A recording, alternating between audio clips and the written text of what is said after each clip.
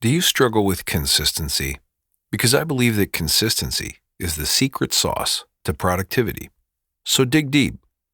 If you believe that you could stand to be more consistent and or your team struggle with consistency as well, this episode's for you. That's this week on the Badass Agile podcast.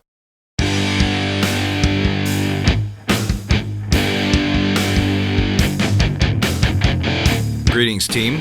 Welcome to the Badass Agile podcast. I'm your host, Chris Williams.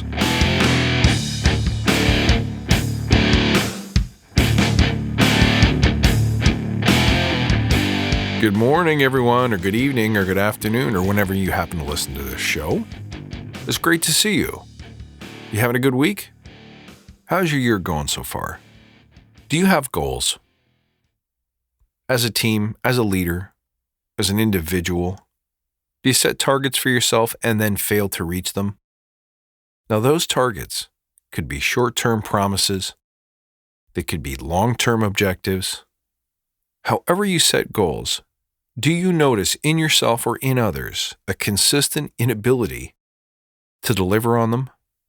Some people even struggle with an ability to show up every day, to bring their best game, to do the stuff that they know they need to do. Let's take a moment to examine why that happens, but first let's take a moment to remember why we're here. To create an elite tribe of leaders who truly serve their clients and communities by doing what matters and what works, relentlessly chasing value and excellence like a badass. There's so many resources out there about what you need to do to be agile, but we're focused on who you need to become in order to lead teams. So let's hammer down those fundamentals to create a unique and powerful force in this industry. And if this helps you, remember to tell your friends. Okay, here's the bottom line. I want you to remember this. It is not Herculean effort that gets you across the finish line. It is small, consistent, and incremental progress. Think about this, guys. It's fundamental. Agile depends on increments. Why? Because it is the small movements towards a massive goal that makes massive goals possible. The reason why Agile exists in the first place, arguably, is because there has to be a better way to get consistent results and deliver on more of our promises. Too often, we as individuals and as organizations set big, lofty goals and then immediately fail to achieve them. So traditionally, what do? We lower the bar. We make excuses. We cancel the project, and we eat the losses. Well, think about that for a second. Is that elite behavior? Is that what championship teams really do? I don't think so. The iteration was designed to take big, complex problems, break them into small, achievable pieces, and then to execute in tiny increments. But why does that help? It helps because consistency removes fear. You see, consistency is predicated on the increment being small. When something is small, there's less risk associated with it. It has diminished, or should I say manageable, importance in our minds, and we perceive them as easier and more achievable. It's simply less scary to take on smaller things. When we set big, giant, lofty goals, like I'm going to revolutionize the smartphone market, or I'm going to write a 1,000-page novel, that sounds lofty and inspiring, but it's overwhelming. The problem with that goal is that it's so big, and we've almost certainly never done it before. In fact, very few people have. So we really have no script. We have no evidence that it's doable or that there's a way to do it well. Attacking big, lofty goals is intimidating, and because it's intimidating, we fail to show up. That's right, we fail to even go to the starting line. So guess what kind of results you're going to get? If you don't show up for the race, you are definitely not going to win. You're not even going to come in last because you didn't start. And that's how we head into excuse-making territory and lowering the bar for ourselves and generally getting less than stellar results. But that's not what we want. I want you to be consistent. Now, here's how you start. First, I want you to get good at anything consistently. If you think about it, there is something that you already do every day consistently. Now, you go to sleep because you have to. You eat because you have to. But what's something that you don't have to do that you manage to show up and do with excellence every day? Maybe you never miss an episode of your favorite show. Maybe you always play with the dog and never miss. Maybe you always go to the gym.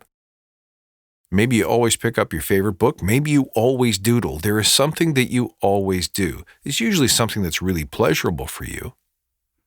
But what's interesting is that if you think about it, it's not always easy. So if you sit down and play the piano every day, piano's not easy to someone who's never done it. It requires very specific muscular coordination and skill.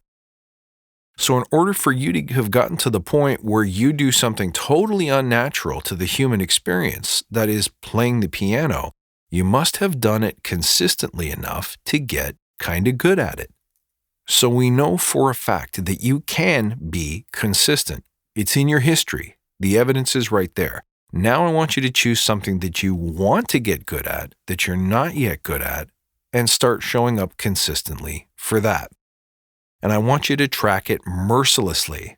I want you to notice every day you failed to do it. Figure out why you failed to do it. And religiously try to get better every week. It is okay to miss. It is not okay to not notice that you're missing and not try to improve.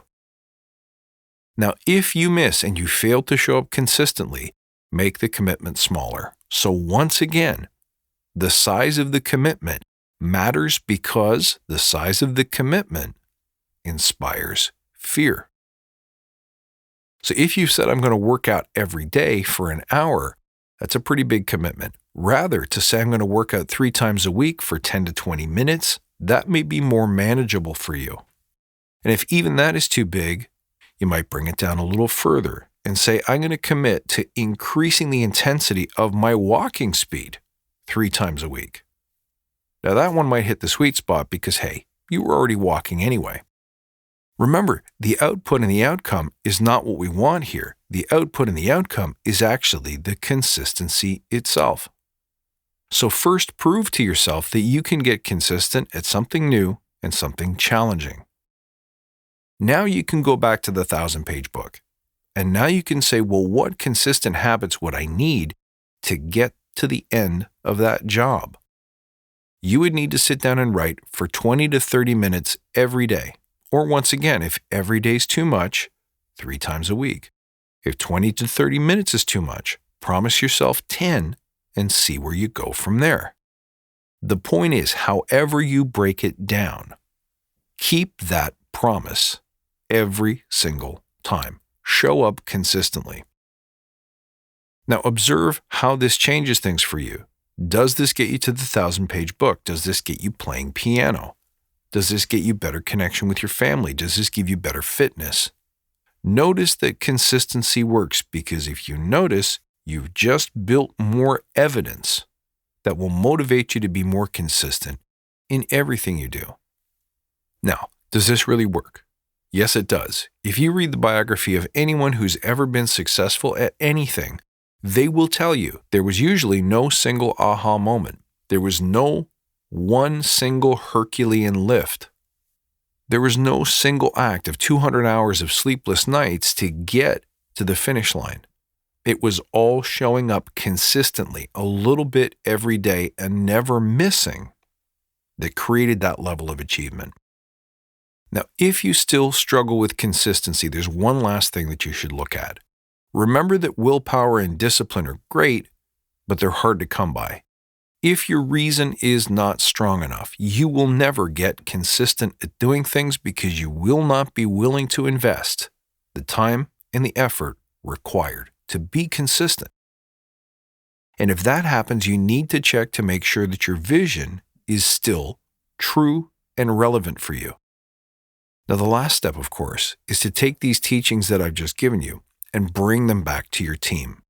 Get your team consistent at anything. It doesn't have to have anything to do with your current project or outcome, but rather with conditioning the habit of consistency across all the members of the team. They need to learn to value keeping their promises. They need to learn to value the impact that small incremental movements repeated daily without fail has on their ultimate success. So please bring this teaching back to your teams this week and let me know how it changes your game. Folks, thank you for listening.